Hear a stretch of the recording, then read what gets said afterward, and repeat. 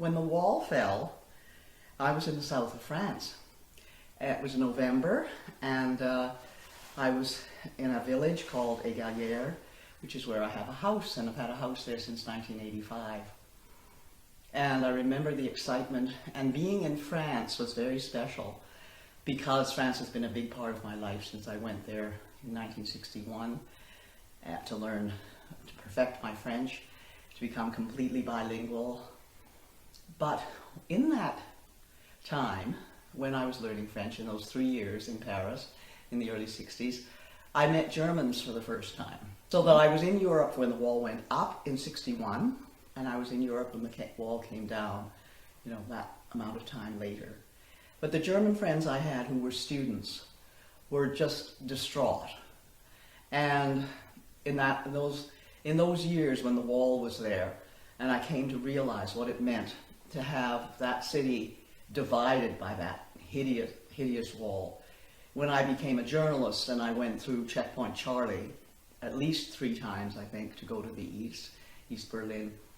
And now when I go back and I think of the day that I heard that the wall had come down, I was in the south of France picking olives actually for olive oil, I realize how amazing Europe is and how resilient in a way, not only the Germans, but also the Europeans, because the European project is one which is of my generation's time.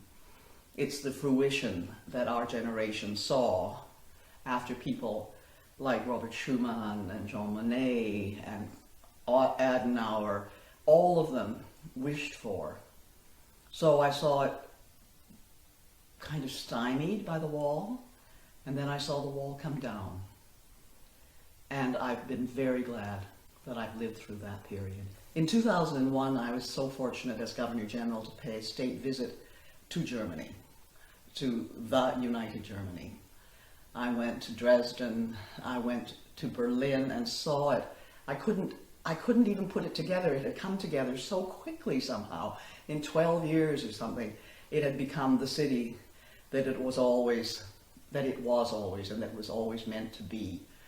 And to see how Mitte was, and to see how things had been completely put together again with that will and that determination, and I have to say, with taste, with judgment, with an energy that I so admire in the Germans, and with a sense of history, because the Germans, of all the Europeans, have not denied their history in any way, shape, or form. They have lived with it, they have accepted it, they have swallowed it, they have digested it. And that's what makes, I think, the idea of the fall of the wall and what Germany is now so important.